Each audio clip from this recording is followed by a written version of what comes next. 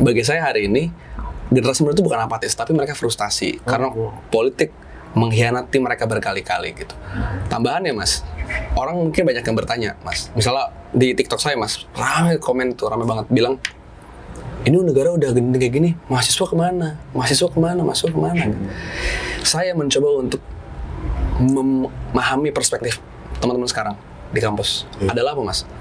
Bayangin sistem pendidikan kita hari ini yang dibuat oleh ya rezim Jokowi, Nadiem, dan juga mungkin sebelum-sebelumnya adalah bagaimana hari ini perguruan tinggi hanya menjadi tempat mencetak tenaga murah pasar bebas. Kita dipaksa lulus 3,5 tahun tapi tidak matang. Kita dipaksa setahunnya buat magang, tidak belajar di kelas, tidak bertemu masyarakat. Kita dipaksa lulus cepat, tapi lulus juga kemudian lapangan pekerjaannya sempit. Di kampus pun kita tidak lagi kemudian dicekokin dengan nilai-nilai kemasyarakatan, nilai-nilai keadilan sosial, nilai-nilai human rights dan lain sebagainya. Yang dididik adalah bagaimana kita memenuhi birahi pasar bebas. Teman-teman, kita ini generasi Z, daftar kerja lewat LinkedIn, Jobstreet, email, nunggu 3 bulan wawancara. Saya bilang, sepakat gak kalau Kaisang kita suruh apply wawancara nunggu 3 bulan? Tiap hari cek email, udah dapet email, Iya, betul. Jadi maksud saya adalah, itu mah Kaisang aja yang lemah. Ya artinya hari ini Mas, menurut saya dosa terbesar Mulyono ini adalah dia merusak mentalitas generasi dengan nepotisme yang dia lakukan secara telanjang, dengan banyak kebohongan yang dilakukan secara telanjang, bilangnya dulu mau nemuin Wiji Tukul, sekarang mana pernah. Dulu ribut sama Prabowo karena bilang pelanggar HAM, sekarang gabung. Anaknya nggak maju, nggak mau 3 periode tapi mau. Jadi menurut saya nepotisme dan juga kebohongan itu tanpa terasa Mas, itu jadi mentalitas buat generasi. Karena akhirnya generasi saya ini Mas, generasi Gen Z, banyak yang kemudian terpengaruh ketika berpolitik di level kampus.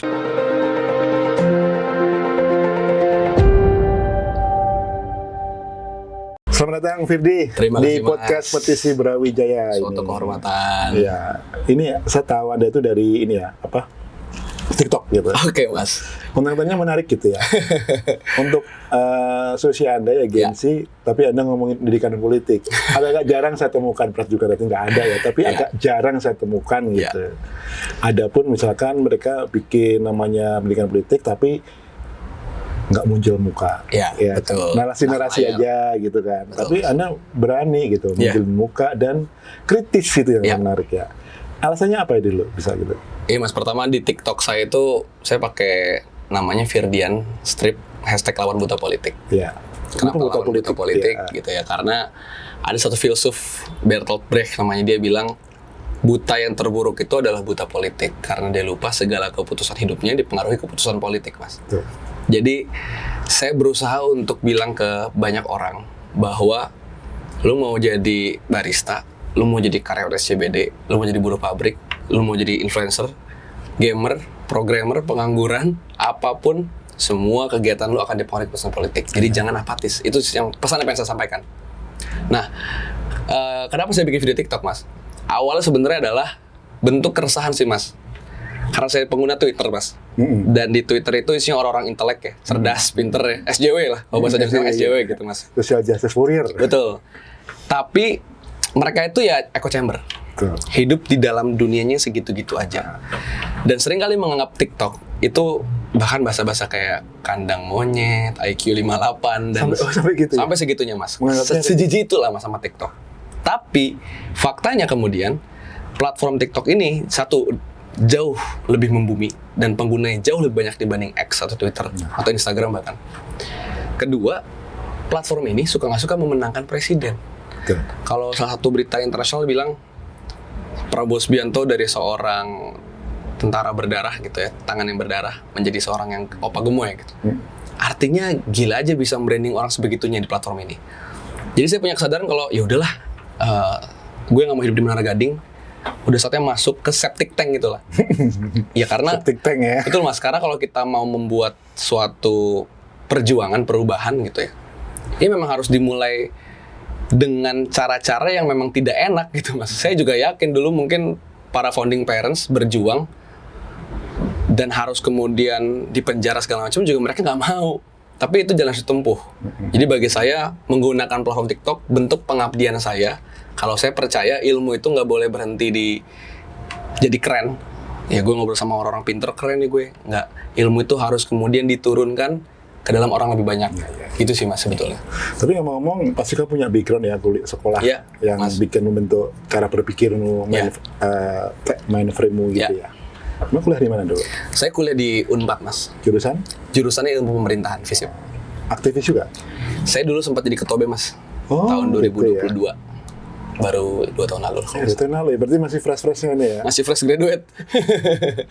Gitu Tapi Mas. kenapa tertarik itu jadi aktivis kampus? Iya, sebetulnya yang menarik malah kalau ditarik lebih jauh, saya itu bersekolah SMA, Mas. Itu di sekolah swasta Katolik. Yang mana siswanya juga kebanyakan adalah orang-orang yang kaya raya sebetulnya. Mapan lah ya. Mapan semua. Dan seharusnya kenyamanan dan kemapanan itu tidak membuat saya harus sadar ya. Karena ya udah, orang tua saya nggak ada yang di PHK gitu ya. Saya nggak pernah ada yang diculik keluarganya. Rumah saya tidak digusur. Dan berbagai hal lainnya yang mungkin terjadi pada kebanyakan masyarakat. Tapi ya justru Mas, dengan privilege yang saya punya, pendidikan yang lebih proper saya punya, mendorong saya untuk jauh lebih sadar Mas. Karena mungkin saya terinspirasi gitu Mas dengan para founding parents kita. Saya kebetulan suka betul dengan Bung Karno.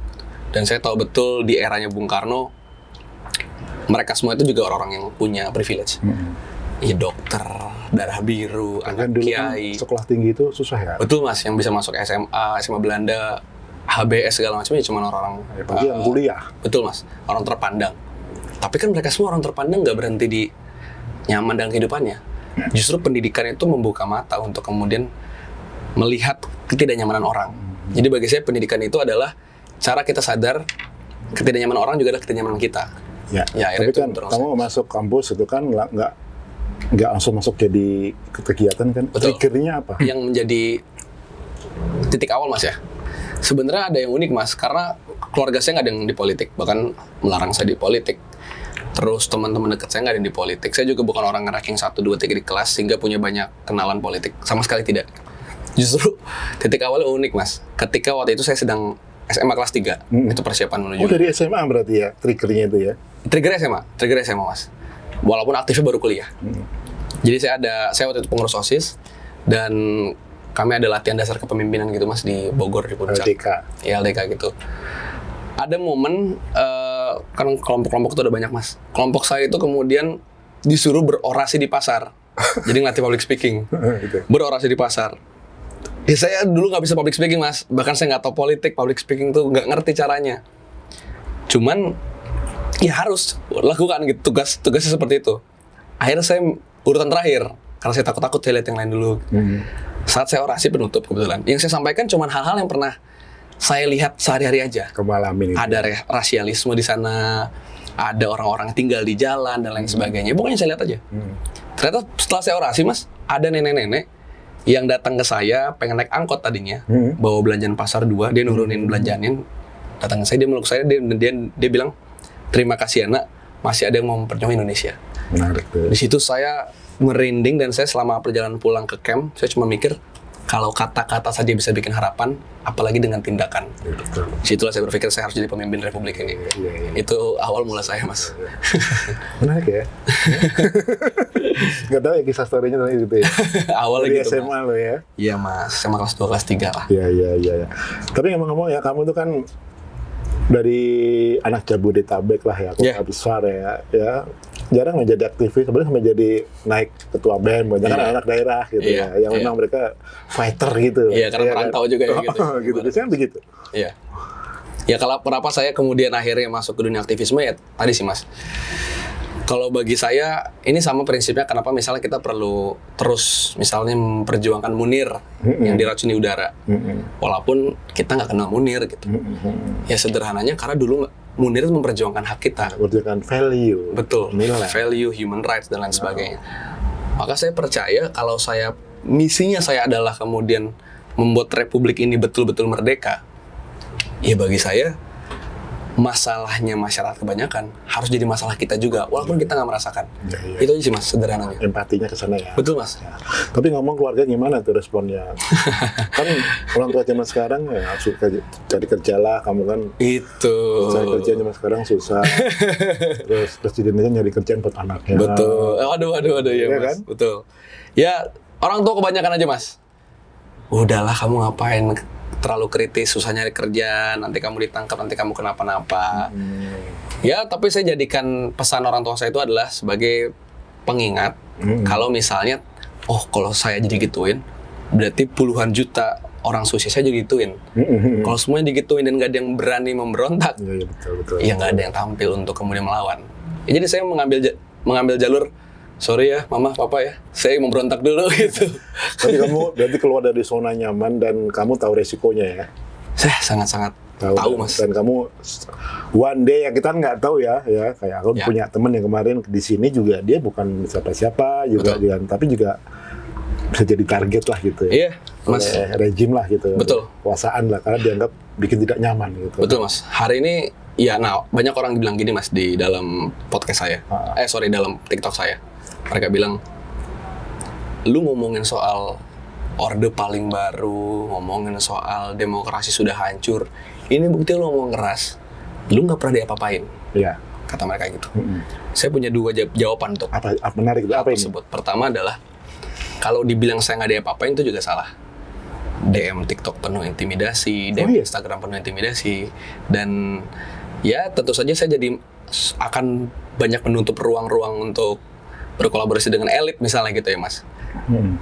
Jadi kalau dibilang kehidupan saya jadi nyantai, justru enggak gitu. Tapi bagaimanapun ada poin kedua Mas. Apa? Kalau dibilang sama orang, lu bersuara mana-mana aja, barangkali saya punya privilege sebagai mantan ketua BEM di Unpad. Saya punya banyak orang yang peduli sama saya. Betul.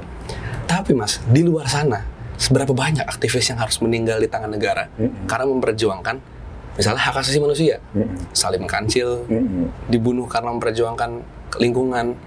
Yusuf Randi tahun 2019 kita aksi reformasi di korupsi menolak UU KPK, meninggal di Halo Oleo karena ditembak oleh polisi. Ada lagi yang harus dipenjara karena memperjuangkan menolak tambang. Ada lagi yang kemudian harus sampai take down akunnya Mas karena mendapatkan intimidasi, rumahnya didatangin preman. Jadi jangan dilihat satu skop saya, lihat dong kebanyakan orang gitu, masyarakat secara Itu luas. reaksi dari teman-temanmu ya, teman-teman main atau gitu Iya, ya? Mas. Itu reaksi dari Mas, orang-orang yang nonton video saya gitu, yang skeptis. Tapi dari circle-mu gimana? Kalau dari circle saya mungkin mereka tuh tahu Ya, Firdian ini emang orangnya berapi-api, jadi kayak ya udahlah gitu. Tapi masih asik diajak main nggak gitu? Masih untung saya masih main, Oh, gitu masih ya? menyeimbangkan. Oh, gitu ya? Sekarang seringkali bagi saya Mas, justru banyak sekali dakwah-dakwah politik yang perlu kita lakukan itu justru bukan dari ruang-ruang misalnya bedah buku yang isinya orang-orang jago pintar buku. Justru seringkali dakwah politik itu perlu dilakukan di kafe-kafe yang isinya orang-orang skena, kalau bahasa sekarang skena. Skena. Orang gaul, iya gaul sambil ngomongin politik. Jadi bagi saya dakwah politik tuh nggak harus selalu di ruangan seminar kelas ber-AC apa enggak. Bisa dilakukan di depan warung kopi pun Iya, harus menarik dilakukan. loh ya. Kamu berani gitu ya masuk ini loh. Untuk membuka kesadaran itu emang butuh ekstra effort ya. Iya Mas, amin, semoga Ya. konsisten Mas. Ya. Kalau kamu menyikapin sekarang kondisi politik, Bahwa sekarang ada arogansi kekuasaan yang sudah melampaui batas. Jadi kata kunci politik dan juga pemerintahan hari ini ada dua menurut saya, kesenjangan dan arogansi. Kemarin lagi viral, Bung Rocky dikata-katain maaf gitu ya, goblok, bangsat oleh wakil ketua TKN.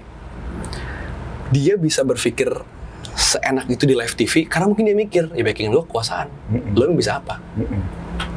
Arogansi kekuasaan. Ketika hari ini undang-undang dibuat secara kilat, diam-diam, bahkan dibuat di hotel, undang-undang Cipta Kerja, undang-undang KPK, undang-undang Minerba, kemarin nyaris undang-undang Pilkada, itu bentuk arogansi kekuasaan untuk bilang, ya emang kalau gue kayak gini kenapa? Lu bisa apa rakyat? iya. Kemudian dana APBN hambur-hamburan dikeluarkan untuk IKN, untuk bansos politik, dan lain sebagainya. Kekuasaan seakan lagi berkata ke kita, emang lu bisa apa? Termasuk peraturan diacak-acak, konstitusi diubah-ubah hanya untuk nyalonin anaknya maju, kekuasaan seakan bilang, emang apa? Lu bisa apa? Jadi hari ini yang saya lihat ada arogansi kekuasaan, Mas. Ditambah kemudian ada kesenjangan. Kesenjangan dalam artian hari ini anak presiden bisa naik pesawat jet, bisa beli roti 400.000, dikala masyarakat kita dempet-dempetan tiap hari naik KRL, Manggarai, Tanah Abang, itu juga KRL dicabut subsidinya berbasis NIK. Iya betul. Dikala ada driver ojol yang meninggal kelaparan, Mas. Ya. Dikala ada anak presiden dan anak pejabat yang dicariin kerjaan lewat aturan diubah, banyak masyarakat kita yang 10 juta Gen Z menganggur gitu. Lebih malah tuh. Lebih kan, Mas, kelas menengah terancam miskin. Sudah miskin. Dan terbaru ada berita di mana seorang ayah harus bunuh diri karena kemudian melihat biaya sekolah anaknya. Ini kan adalah dosa besar. Dosa dan tangan berdarahnya rezim Joko Widodo. Yang menurut saya ini yang tidak bisa dimaafkan, arogansi dan kesenjangan. Iya.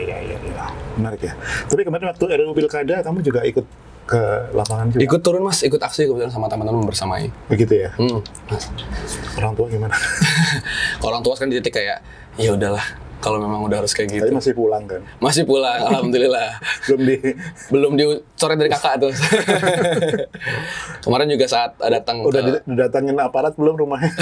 Belum sih, Mas, belum, kalau aparat. Tapi dulu emang pas kalau di kampus, kosan pernah datengin nama Intel. Oh gitu. Datengin nama Intel, Mas. Pakai gerobak pempek dia. Cuman ada pistolnya segala macam. Sampai segitu? Segitunya, Mas, gitu. Dulu 2022 itu kalau nggak salah. Iya, Om, berarti hebat loh. Kamu di kampus besar, kamu jadi ketua BEM itu ya. Iya, Mas. Pasti kan seleksinya banyak kan, nggak cuma ya kan ketua BEM. Alhamdulillahnya merintis. Kampus besar kan maksudnya. Merintis nggak langsung dikasih giveaway. Iya. Jadi kamu kan nggak ngerubah peraturan BEM itu? Oh enggak, Mas, saya 4 tahun itu dari staf dulu, wakil menteri baru KBM ya kan. Oh gitu. Jadi ya? saya nggak ngerubah peraturan BEM, nggak ngubah peraturan. ADRT-nya dirubah. Dan nggak minta juga ke senior jabatan dong. Nggak jilat-jilat. Enggak, Mas. Jadi ada semester berapa aktif di BEM itu? Kalau saya dari semester 2. Oh, semester 2 udah aktif nge-BEM. Ya. Baru diakhiri dengan ketua BEM sebelum lulus. Gitu, Mas. Berarti emang karir ya? Iya, jadi waktu itu jadi karir BEM, karir aktivis. CV isinya BEM semua, Mas.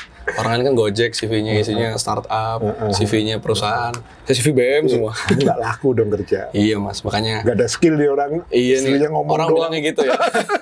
Orang bilang omong-omong ya. Gitu, Mas. Tapi menarik ya, aku tertarik ya dengan narasi-narasi kamu itu kan banyak memberikan elaborasi lah, pencerahan ya. Kalau kayak aku sih ya udah paham lah, tapi aku melihat generasi sosial kamu tuh banyak yang nggak peduli masalahnya. Ya. Bodoh amat dah, yang penting gue bisa kerja, dapat duit, bisa ngopi, nongkrong di kafe kan begitu banyak kan. Betul. Iya kan? Betul. Ya. Kalau saya melihatnya gini, Mas. Hari ini saya tuh pengen menggeser problem individual jadi problem struktural. Contoh soal apatisme politik. Pertama, saya meyakini bahwa tidak ada pemuda yang apatis, yang ada frustasi soal politik. Contoh, Mas, ketika saya di kampus dulu, kami mengawal isu buruh, orang-orang pada diem karena ngerasanya kan gue bukan buruh, bukan bagian dari mereka. Padahal ketika lulus, lu semua jadi buruh gitu. Buruh kantor, buruh kesehatan, buruh apapun, buruh korporat, buruh korporat gitu.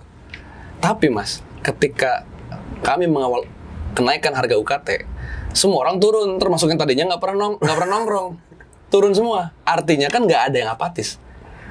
Orang baru bergerak kalau dirinya terdampak. Iya, gitu. Nah, maka kemudian bagi saya hari ini generasi muda itu bukan apatis, tapi mereka frustasi karena politik mengkhianati mereka berkali-kali gitu. Tambahannya, Mas, orang mungkin banyak yang bertanya, Mas. Misalnya di TikTok saya, Mas, rame komen tuh, rame banget bilang, ini negara udah gini kayak gini, mahasiswa kemana? Mahasiswa kemana?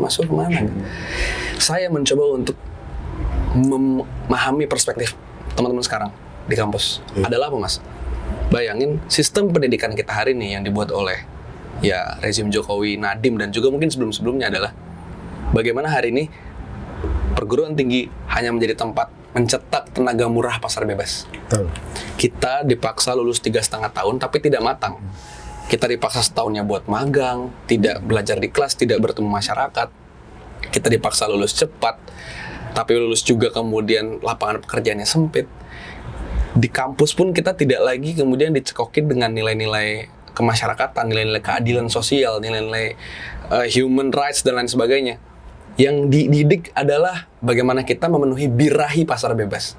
Dan pas magang, saya tahu teman-teman saya semua dibayar murah, Mas. Tapi mereka semua harus terima, karena dalam bayangannya kami, gitu, dalam bayangan teman-teman, ya kalau kita nggak gini, ntar CV kosong. Kalau CV kosong lebih susah nyari kerja.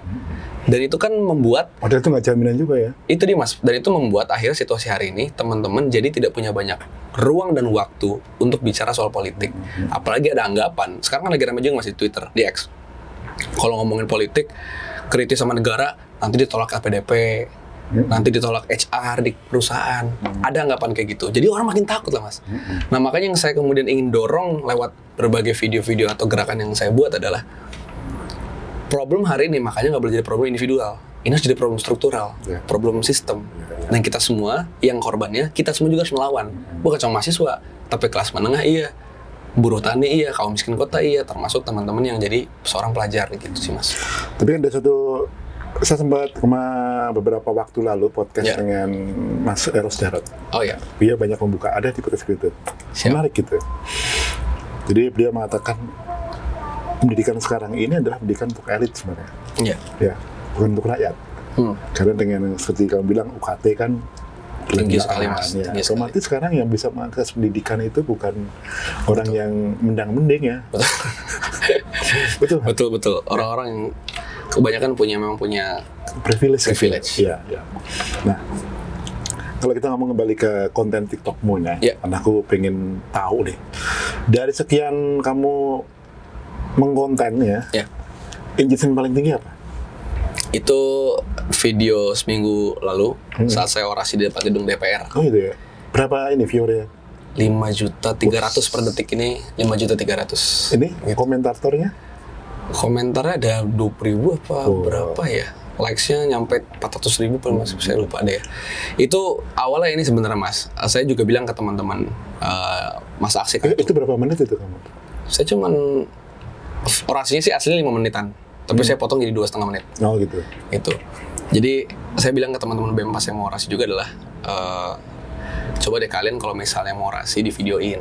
Karena kelemahannya aktivisme sekarang adalah dia lupa bahwa sekarang orang lebih banyak hidup di ruang digital dibanding hidup di ruang jalanan. Jadi coba dikembangin di ruang digital. Nah, saya mencoba untuk ngasih contoh. Awalnya cuma mau ngasih contoh aja. Ya kemudian saya orasi, saya minta tolong direkam, beres orasi, pulang ya saya ngedit, post, dan ternyata ramai. Yang menurut saya menjadi ramai adalah pertama, kala itu kan aksi kemarin itu lagi hype banget di Indonesia, Mas. Ya, peringatan darurat itu. Tapi nggak semua bisa turun, Mas. Ada yang harus berkuliah, laprak ujian, ke lab, ada yang harus kerja, nggak bisa cuti, ada yang harus temenin orang tua di rumah. Nah, maka video saya itu menawarkan experience kayak lagi aksi, tapi kita nggak turun aksi. Dan pesannya akhirnya sampai. Karena dalam orasi itu saya sebut, enak betul jadi polisi, mukul-mukulin orang, kepala sampai bocor, telinga sampai rusak, tapi tinggal bilang, itu kan oknum. Enak betul jadi presiden, dia dalang di balik demokrasi, tapi pas udah kacau dia tinggal bilang, tanya aja DPR, tanya aja Parpol, tanya aja MK. Enak banget jadi DPR, dia yang bikin undang-undang aneh, pas rame, dia pura-pura membebaskan masa aksi, pura-puranya kami batalkan undang-undang ini. Ya bukan memang kami batalkan, emang harus batal gitu. Jangan berlagak pahlawan. Jadi itu saya sebut di dalam orasi saya, dan orang mungkin tergerak ya, Mas. Iya. Menarik itu juga.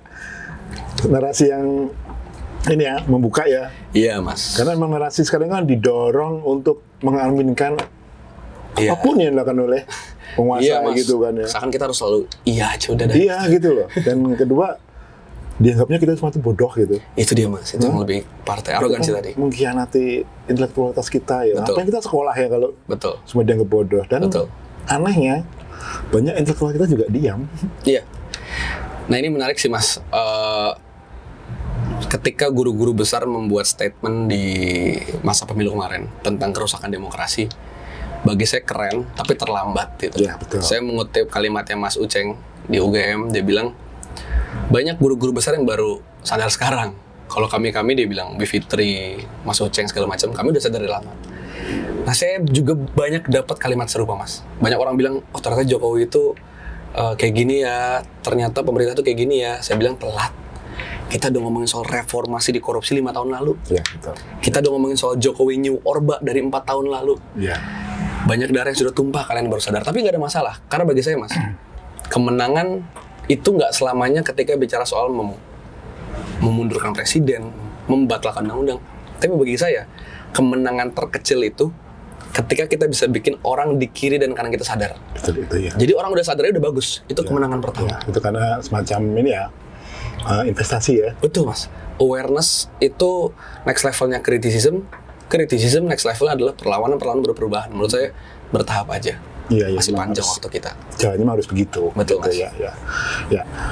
Ngomong-ngomong, kamu sebagai anak muda ya pasti punya kegelisahan ya kondisi sekarang ini. Iya. Ini ya. Terutama kalau kita baca sekarang ini ya.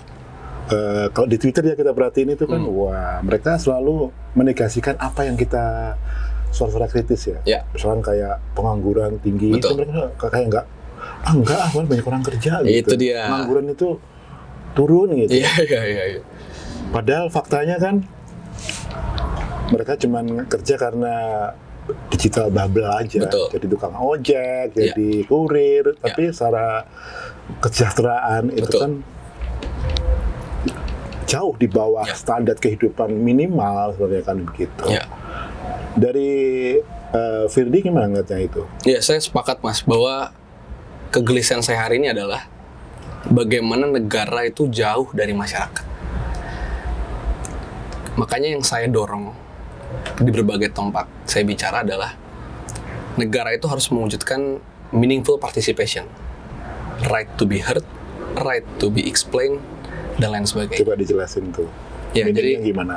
betul. Jadi hari ini Kan negara itu, nonton kita nggak semuanya iya, pinter oke. kayak kamu. Jadi hari ini negara itu seakan menerapkan partisipasi semu. Contoh, Mas, dulu Sudo gitu ya. iya, jadi pura-pura aja ngehalu gitu kan kasarnya. Contoh dulu ketika tahun 2022 saya jadi ketua BEM 4, Mas, kami mengawal satu undang-undang KUHP. Udah disahkan sekarang. Iya. RUU KUHP itu. Undang-undang itu pasalnya banyak bermasalah. Di antaranya adalah pasal soal penghinaan presiden. Di banyak negara pasal ini sudah tidak ada, Ya. termasuk di Belanda gitu ya. Nah, di kita masih diterapkan, sampai sekarang masih ada. Kemudian Kemenkumham membuat tour gitu di berbagai kota. Jadi biar kesannya partisipatif, mereka bikin tour. Judulnya Sosialisasi RKUHP. Ya. Kami gerakan sipil, gerakan mahasiswa datang tuh, Mas, ke gedung-gedung kota itu. Saya di Bandung. Kami datang di Bandung. Kita bawa banner, bawa poster, kita pengen diskusi, kita pengen debat. Ditolak masuk, akhirnya kita demo di depan. Kita bikin mimbar bebas di depan. Keluarlah perwakilan dari Kemenkumham atau istana, saya lupa. Dan saya bilang, ya ini partisipasi semu. Anda keliling kota bilangnya, ini buat mendengar suara masyarakat, tapi Anda menolak kami. Ini mah cuma buat KPI namanya. Di KPI taruh udah 10 kota, ntar budgetnya buat hotel, buat apa, di markup, ditilep segala macem. Ya, betul itu. Nah, jadi meaningful participation itu artinya bagaimana kita sebagai masyarakat itu punya hak untuk didengar, punya hak untuk dijelaskan, dan hak untuk dipertimbangkan. Jadi kita itu bukan orang yang cuman dikasih sosialisasi, kita perlu punya hak untuk didengar. Kasih penjelasan ke kita ini itu apa, dan pertimbangin pendapat kita. Makanya namanya meaningful participation, Mas. Contohnya sekarang, kenapa saya bilang negara itu jauh dari masyarakat. Sylvester itu yang baru rame, dia bilang, sebagai wakil ketua TKN, dia bilang, bahwa orang yang menggunakan private jet juga banyak. Masyarakat tuh banyak, bukan cuma Kaisang. Dari mana logikanya, Mas? Ya, logikanya itu. Lagi-lagi, masyarakat kita tiap hari kena ganjil genap, polusi Jakarta, desak-desakan di KRL. Mau orang mana naik pesawat jet gitu loh. Jadi bagi saya negara hari ini jauh betul dari masyarakat. Ya. Jadi kegelisahan saya adalah bagaimana negara harus hadir di tengah-tengah masyarakat lewat pembenahan sistem pemerintahan, sistem politiknya, termasuk kebijakan-kebijakannya. Hari ini menurut saya yang jauh lebih penting daripada misalnya siapa menteri ini, PKB dapat apa, PAN dapat apa, ya adalah krisis iklim, ketahanan pangan, pengembangan digital, lapangan pekerjaan, hak asasi manusia. Industri.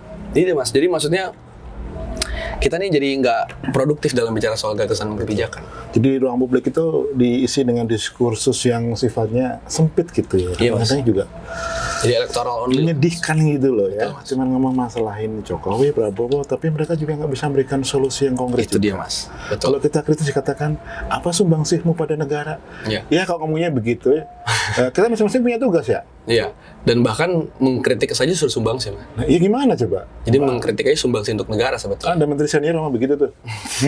Iya, Dia Mas, saya baca merasa juga. ya si paling berjasa gitu ya. Saya baca juga itu. Agak Betul. aneh gitu. Dan ini juga sih Mas, kalau saya ngelihatnya ya hari ini pemerintahan kita Mas, Jokowi lah misalnya kita ambil contoh, Mulyono ini kita ambil contoh, justru lahir dari fanatisme berlebihan masyarakat kita. Cenderung ke kultus. Betul Mas, makanya saya sempat nge-tweet kemarin, saya bilang slow aja sih Anies gak jadi buat kalian para pendukung Anies. Betul, betul. Karena toh kita perjuangannya itu nggak boleh mengacu kepada satu orang. Betul. Ini tuh perjuangan generasi. Iya, betul. Kita ingat kita pernah punya Jokowi yang dulu kita anggap sebagai New Hope, dulu kita anggap sebagai Satria Piningit, tapi dia adalah orang yang hari ini merusak demokrasi dan juga negara kita.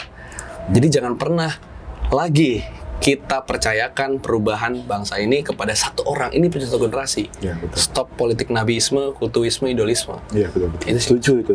Memang sekarang kebijakan begitu. Betul. Jadi mereka itu sekarang ditopang oleh kelompok-kelompok yang sifatnya yang logika pendek Iya. semua. Nah, kemudian ada gerakan apa namanya yang pembela Jokowi itu ada apa? Iya Mas. Itu apa?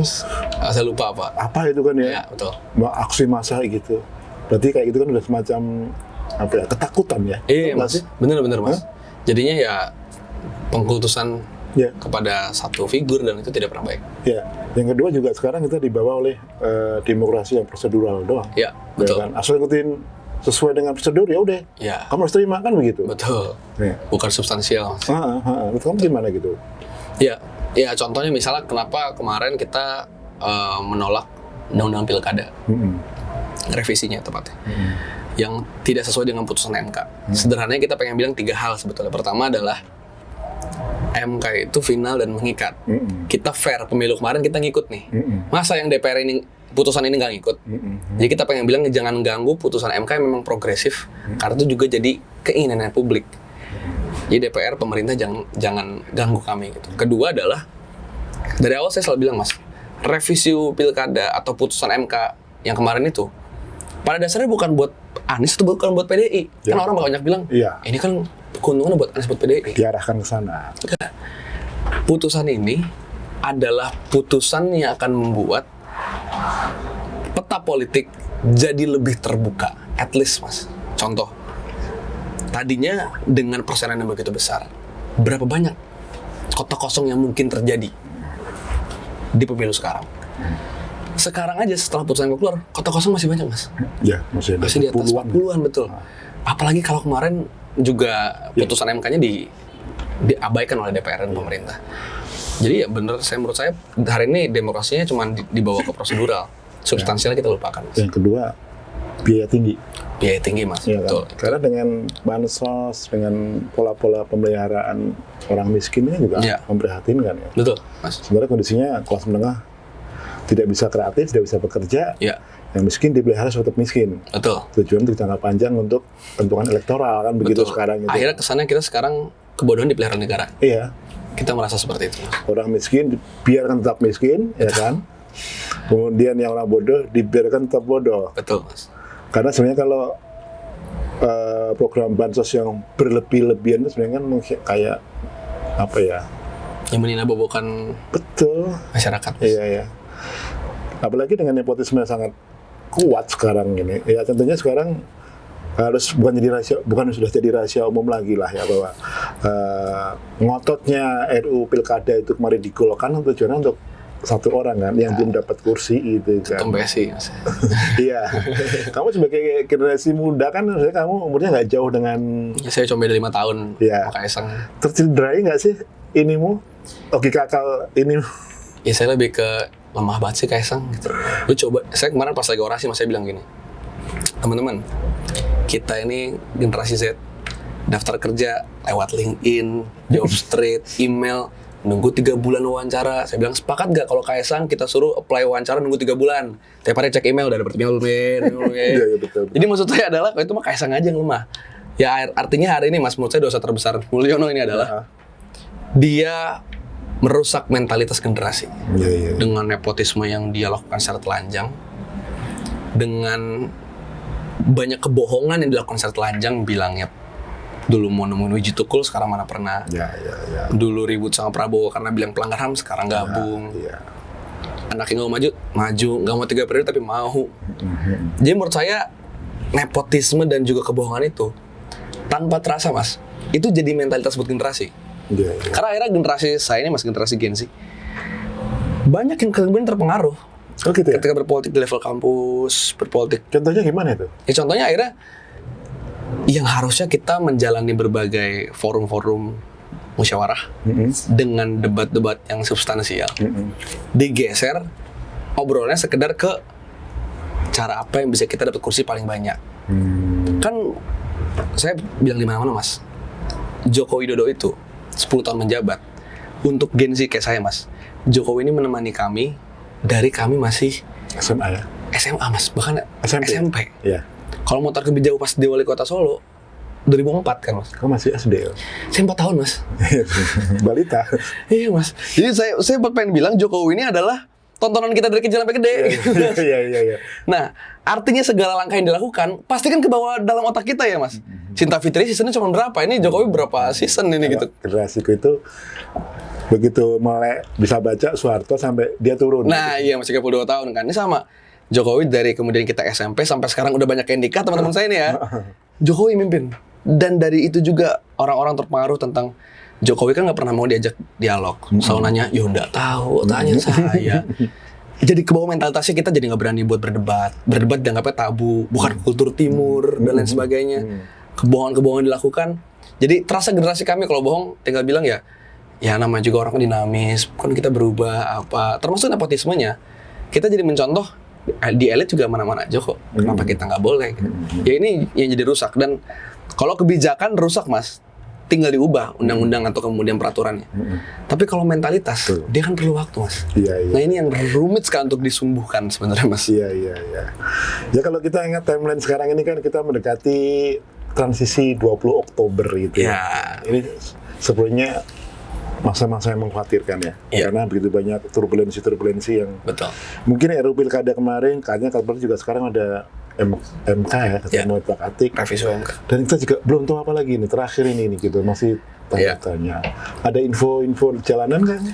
Kalau saya kemarin bilang ke berbagai forum adalah kita belum menang. Undang-undang Pilkada kemudian tidak jadi direvisi, kita belum menang. Kenapa kita belum menang? Pertama, masih banyak RUU bermasalah yang mungkin saja disahkan, RUU Polri, RUU TNI, RUU Penyiaran, RUU MK, dan lain sebagainya. Kedua, masih banyak kebijakan aneh yang bisa jadi dilanjutkan. Tapera misalnya, boros-boros IKN misalnya, dan lain sebagainya. Ketiga, masih banyak rekan-rekan kita yang bahkan masih ditangkap Mas. Masih ada di kepolisian. Itu kemarin belum keluar semua? Belum, tahu sih belum keluar semua, bahkan nggak ada yang diancam pidana gitu. Iya, katanya pakai ini ya, undang-undang penghinaan presiden ya? Enggak Mas, pakai undang-undang itu undang perusakan fasilitas publik, gitu ya. Terus provokator. Nah kata provokator juga kemudian jadi disalahartikan gitu di dalam proses-proses ini. Ya, jadi saya bilang ke banyak forum, kita belum menang. Terlebih, kita belum menang karena kita belum menumbangkan Joko Widodo. Bagi saya ya, hari ini diskusi tentang Jokowi harus turun, itu nggak boleh jadi diskusi bawah tanah. Menurut saya orang terang untuk bilang, Presiden Joko Widodo adalah seorang kepala negara. Dia bukan person, jadi kita kritik dia sebagai presiden gitu. Ketika Jokowi dulu Mas bilang 3 periode dan menteri-menteri bilang itu kan hak. Itu kan hak konstitusi, kalau Jokowi mau 3 periode itu demokrasi. Kalau gitu kita juga bisa bilang turunkan Jokowi juga demokrasi. Ya hak juga. Fair dong, hak juga gitu. Iya. Imbang lah ya. Betul Mas, menuju pelantikan menurut saya gerakan sipil harus selalu dipanaskan, harus dikuatkan karena ya kita harus membuat pelajaran bagi bangsa ini bahwa jika ada satu orang yang kemudian berkuasa atau sekelompok berkuasa dan kemudian mengacak-ngacak hak warga negaranya, jangan pernah biarkan dia mundur dengan tenang. Saya juga melihat gini ya, angkatan 2024 ini akan mulai sejarah baru. Ya. Kalau dulu ada angkatan 98, angkatan 2024, saya bilang begitu ya. Karena selama 20 tahun masa reformasi saya nggak melihat sesuatu yang kayak sekarang gitu. Ya, saya ngalamin lah dari 98. Waktu umur saya masih seumuran kamu gitu, baru mulai kerja gitu. Sekarang ini udah agak berbeda, tapi menarik ini. Karena inisiatifnya itu begitu spontan dan masif ya, luas ya berbagai kota gitu. Dan tanpa ada kepemimpinan nasional di situ. Kenapa ada Amin Rais, ada semua. Tapi sekarang enggak. Iya. Benar-benar bottom up gitu. Itu dia, Mas. Ya. Benar nggak sih kayak gitu di lapangan? Iya, Mas. Jadi sebenarnya itu plus minus, Mas. Plusnya adalah gerakan hari ini leaderless. Kita tidak dipimpin oleh 1, 2, 3 elit atau 1, 2, 3 orang. Ini leaderless, ini pure keresahan publik dari berbagai macam segmen ya. Tadi ada yang memang dia aktivis, ada yang memang dia influencer, ada yang dia memang komedian, barista, karyawan, lengkap gitu. Dan itu bagus. Tapi minusnya adalah, menurut saya, dengan gerakan hari ini yang masih tidak memiliki referensi kepemimpinan, nafasnya pasti pendek, Mas. Iya, betul. Karena seluruh gerakannya akan didorong hanya kalau sudah marah. Betul, betul. Viral, marah nih, turun yuk. Bukan didorong oleh kebiasaan. Atau kesadaran. Ya. Betul, Mas. Makanya kita tuh kekurangan referensi pemimpin. Paus Fransiskus datang ke Indonesia itu, Mas. Dan dia nyebutin banyak statement gitu. Di antaranya soal jangan pernah menyeragamkan visi kepemimpinan. Hal-hal kayak gitu tuh yang lagi dibutuhin oleh bangsa kita, siraman-siraman rohani gitu tuh. Ini yang kita butuh gitu tuh, Mas. Jadi kamu siap jadi pemimpinnya dong? Kamu sebagai pemimpin dong? Kalau menurut saya pemimpin gerakan tuh lahir secara organik, Mas. Dia tidak pernah direncanakan menurut saya seperti itu. Ya. Tapi harus ada yang orang berani memimpin masalahnya. Harus, Mas. Harus ada kan Soekarno juga berani memimpin. Padahal yang tokoh seperti dia kan juga banyak. Orang pintar banyak. Tapi dia berani untuk di depan. Ya, betul. Jadi sekarang itu mungkin kita butuh pemimpin yang dari bottom up gitu ya, bukan dari yang atas ke bawah. Iya. Mungkin sudah saatnya seperti itu, Mas. Kalau seperti itu kita pasti akan dikhianati kalau dari atas ke bawah. Iya, seringkali akhirnya yang di atasnya manuver. Iya. Dan tidak sesuai dengan keinginan di bawah. Kayak reformasi kan begitu akhirnya, nggak selesai sampai sekarang gitu kan. Agenda reformasi KKN itu justru sekarang makin parah gitu. Iya, betul, Mas. Makin merata.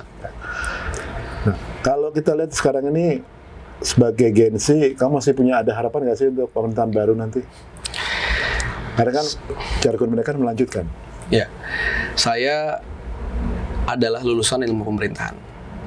Saya dididik untuk kita selalu percaya bahwa pemerintahan itu penting ada. Jadi, saya percaya institusi DPR, saya percaya institusi kepresidenan, saya percaya institusi MK misalnya.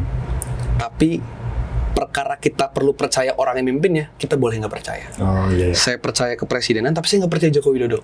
Saya percaya kepresidenan, tapi saya nggak percaya Prabowo dan Gibran. Jadi saya pengen bilang, apakah harus punya harapan? Tentu harus, karena lembaganya masih ada. Ya, betul. Dan itu dibutuhkan ya. Betul, Mas. Perihal pemimpinnya seperti apa, ya menurut saya kita harus keras saja. Ya, orang mungkin akan bilang, kayaknya Prabowo kan much better dibanding Jokowi karena dia bisa lebih ngomong Inggris, pergaulan geopolitiknya luas. Sempit banget ya kadang-kadang mikir. Iya, pergaulan geopolitik dan kemana-mana. Cuma bagi saya,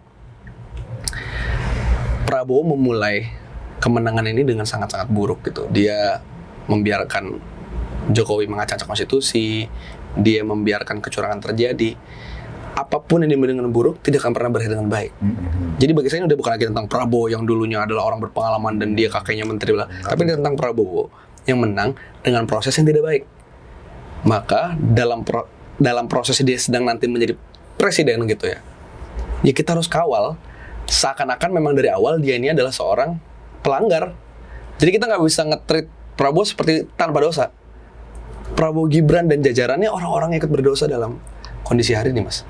Kamu sadar gak sih sebenarnya nanti musuh-musuh kamu itu adalah influencer-influencer yang bekerja untuk istana? Betul. Karena fenomena influencer itu sebenarnya bukan hanya di Indonesia ya. Di Amerika pun Kamala Harris juga pakai itu. Gitu, Mas ya? Iya, sama ada itu.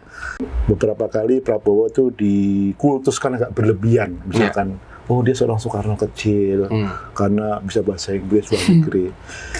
Menurut kamu kenapa sih generasi sekarang itu begitu mudah percaya kayak gituan tanpa melihat ke belakang gitu? Ya ini juga jadi catatan buruk generasi saya. Kemudian banyak dari kami yang lupa sejarah. Nah itu. Tapi bagi kami ini kan dididiknya oleh generasi Generasiku. Y, generasi Y, generasi Iya, milenial gitu, X gitu. Itu tanggung jawab generasi X sebenarnya menurut. Iya Mas, jadi poinnya kami begini karena siapa? Iya, betul. Pertama itu, jadi tapi kami tidak serta-merta nyalahin lempar bola api, enggak. Makanya kami banyak orang yang sudah mulai sadar dan sedang menyebarkan lebih luas kesadarannya. Iya. Karena Mas dulu 90% rakyat Indonesia buta huruf Betul. ketika Soekarno membacakan proklamasi. Mm-mm. Jadi kalau kala itu ada pemilu atau ada voting buat nentuin kita merdeka apa enggak, mungkin nggak jadi merdeka. Karena masyarakat merdeka apaan itu? Iya betul. Artinya perubahan itu memang selalu dimulai oleh orang-orang yang kecil jumlahnya. Jadi kalau hari ini orang bilang kepuasan Jokowi kan 80%, Iya. approval Tapi ratingnya. sekarang udah kedengeran lagi tuh. Kalaupun memang itu benar tuh Mas ya, bagi saya ya udah kenapa? Iya. 80% itu tidak pernah menandai bahwa itu benar. Mm-mm. Jadi bagi saya adalah jumlah orang-orang kecil yang hari ini sadar, dia akan selalu punya impact yang besar. Karena perubahan selalu dimulai oleh orang kecil, kemudian dia sadar dan menjadi gerakan Iya. generasi. Ya apalagi sekarang ini kan tadi ya, kalau aku perhatiin ya, entah coba kamu kasih tanggapan. Pola kepemimpinan Prabowo untuk dicitrakan akan seperti modelnya kayak Jokowi nanti. Iya. Ya, dengan pasar-pasarnya, dengan influencernya yang udah kelihatan Iya. lama-lama agak menjijikkan gitu. Ya kan? Karena udah ini mengkhianati logika semua. Betul. Hah? Dan saya melihatnya gini sih Mas. Sorry. Oh, iya. Waktu awal kan Jokowi dipersonalisasi sebagai tokoh yang sederhana, Wong Deso, Mas. wong desa, ya kan. Rakyat. Tapi terakhir gimana? Betul. Lebih raja dia ternyata. Betul. Nah, yang saya khawatirkan juga Prabowo ini ya. Mungkin kita udah sama-sama tahu lah latar belakang Prabowo. Tapi kan saya lihat juga ini agak terlalu over gitu. Mereka Ya. melakukan pencitraannya dengan membandingkan dia mempersonalisasi dia seperti Soekarno, ya jauh lah menurut saya gitu ya. Ya. Soekarno luas sekali bacaannya, keahliannya luas gitu kan ya, dan punya spirit perjuangan yang panjang. Ya. Nah, kok tiba-tiba kita ketemu orang sama sekarang yang cuman ngomongnya sama, udah kita anggap itu sama gitu. Iya, betul. Ini sebenarnya PR nih buat kita ini. Iya Mas. Ya, ini lucu ketika Pilpres kemarin kan banyak konten di TikTok berseliweran nangisin Prabowo. Jadi nangisin pacar X, nangisin Prabowo checklist gitu. Karena debat ketiga ya di Pilpres kemarin. Dan ternyata kan memang banyak buzzer yang mengendalikan dan banyak juga orang-orang yang tidak sadar ikut-ikutan. Artinya Bandwagon effect. betul Mas, jadi bandwagon effect. Artinya di sini saya pengen bilang, ya pola-pola gini pasti akan dipakai lagi di masa pemerintahan nanti. Pola-pola untuk mempropagandakan apa yang tidak benar menjadi benar gitu ya. Yang kocak adalah Mas, saya pikir saya atau banyak orang tuh adalah seorang kritikus Prabowo yang keras. Ternyata enggak Mas, ada yang lebih keras. Namanya akunnya Fufu Fafa tuh. Iya. Yang mana jadi wakilnya Prabowo sekarang. Jauh lebih julid ya. Ngata-ngatain Prabowo. Lah macam-macam lah. Jadi Tadinya personal lagi ya. iya Mas, saya pengen bilang ya wakilnya aja sebel sama presiden sendiri gitu. Jadi kondisi hari ini saya pengen bilang masyarakat sipil harus banyak kemudian membuat kontra narasi. Itu yang tidak terjadi di Pilpres kemarin. Iya. Karena anggap TikTok itu platform menjijikan, dikuasai lah oleh satu pihak, nggak ada kontra narasinya. Sekarang menurut saya udah berbeda. Sudah banyak orang yang sadar dan sudah mulai main di ruang TikTok juga. Dan menurut saya itu hal yang baik, harus dilanjutkan itu Mas. Ada berapa terakhir apa yang namanya etika politik, tapi itu bagus saya lihat. Iya. Dia bikin apa istilahnya konten-konten yang ya saya kan akhirnya jadi mau belajar lagi gitu. Iya. Kan ini ilmu lama gitu, udah Betul. berapa puluh tahun yang lalu, tapi walaupun saya juga di FISIP tapi belajar lagi. Jadi saya kadang ini Mas, saya nggak pernah tahu kalau TikTok tuh dampaknya sebesar itu. Sesederhana gini Mas, kalau TikTok itu ada bisa ngeklik sound. Jadi kita bikin video, kita bisa diklik soundnya dan kita bisa lihat siapa aja orang pakai sound kita atau nge-stage atau nge-duet segala macam. Saya coba iseng ngecek satu video saya, mungkin viewernya banyak, 2 juta, 3 juta, saya cek. Klik, ternyata banyak yang nge-stage, yang nge-duet. Orangnya beragam Mas. Saya pikir kan viewer saya ini mahasiswa, orang-orang terdidik karena mungkin bahasan saya berat gitu. Walaupun dikemas dengan ringan. Ternyata enggak Mas, pas saya buka klik, ada orangnya lagi di lahan sawit, Iya Mas, ambil stage. Ada yang lagi digerobak. Ya nggak kebayang ya. Iya, ada yang lagi tiduran di kasur. Mungkin nganggur dia. Iya. Ada yang lagi nyusuin anaknya. Macam-macam. Saya bilang, lah, oh tetap penonton saya ini orang-orangnya beragam. Artinya ini menambah ya great power, when it comes great power, it comes great responsibility gitu. Jadi ini menambah sense saya untuk lebih bertanggung jawab untuk bikin video. Betul. Karena ternyata audiens saya juga orangnya saya tidak pernah sangka video saya masuk ke sana. Jadi ya, jadi tantangan saya lah Mas, dan teman-teman yang lain juga gitu. Tapi mungkin kayaknya kayak field ini harus banyak ya. Jadi memang Harus Mas. Diseminasinya lebih luas Betul. ya. Jadi nggak boleh cuma saya, ini harus jadi Kita bareng-bareng. nggak bisa membangun kesadaran masyarakat itu dengan 1-2 orang nggak bisa. Iya, nggak bisa. Nggak akan pernah bisa, Lagi Mas. menggantungkan pada lembaga formal, agak sulit ya. Sulit, Mas. Sekolah pun nggak bisa diharapin sekarang. Betul. Ya. Ini ya, closing statement-nya apa ini yang ingin disampaikan ini? Iya, Mas. Mungkin ke sana ya. Oke. Kalau saya percaya, be the change you wish to see in the world. Jadilah perubahan seperti yang kamu inginkan. Itu kata Mahatma Gandhi. Kita seringkali berandai kapan ya negara kita ini peduli terhadap transportasi umum. Kapan ya negara kita ini peduli terhadap isu polusi udara. Kapan ya negara kita ini peduli terhadap kesetaraan gender, lapangan pekerjaan, pendidikan yang masif, berkualitas dan murah. Menurut saya udah bukan saatnya bertanya kapan ya, tapi wujudkan you. Dan wujudkan you itu tidak harus selalu kamu caranya dengan duduk di dalam kursi-kursi pemerintahan, tapi dengan kita melakukan kritik, dengan kita bersuara. Lebih baiknya lagi adalah dengan bisa berkolaborasi, menawarkan policy brief dan lain sebagainya. Itu adalah bentuk kita berkontribusi untuk wujudkan you. Karena kalau saya punya keyakinan gini Mas, sebenarnya orang-orang yang jahat di dalam kekuasaan itu jumlahnya dikit banget Mas, dibanding 290 juta lebih masyarakat kita.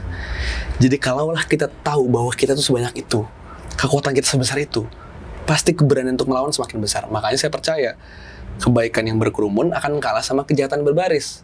Jadi udah saatnya orang-orang baik tidak berkerumun lagi, tapi kita berbaris melawan kejahatan yang sebenarnya jumlahnya dikit, tapi mereka berbaris dengan rapi. Tapi Pak Jokowi Sampai juga berapa? dinarasikan orang baik loh sekarang. Itu dia Mas. Jadi kita ambil hikmahnya adalah tidak boleh berhenti di sekedar baik gitu. Tapi dia harus masuk ke dalam level politik gagasan. Jadi jangan pernah percaya sama orang, percaya sama nilainya. Kalau hari inilah teman-teman misalnya percaya sama 1-2 figur karena dia vokal melawan rezim, silakan percaya. Tapi jangan orangnya, nilainya. One day dia berubah, kalian cabut juga. Itu aja cuma sederhana gitu. Ya. Thank you Firdy, Terima kasih, banget Mas, kehormatan. Aduh, banyak hal yang ini ya menarik gitu loh untuk Terima kasih. ini. Makasih nanti. Terima kasih Kapan-kapan banyak. kita ngobrol lagi. Mas. Ya.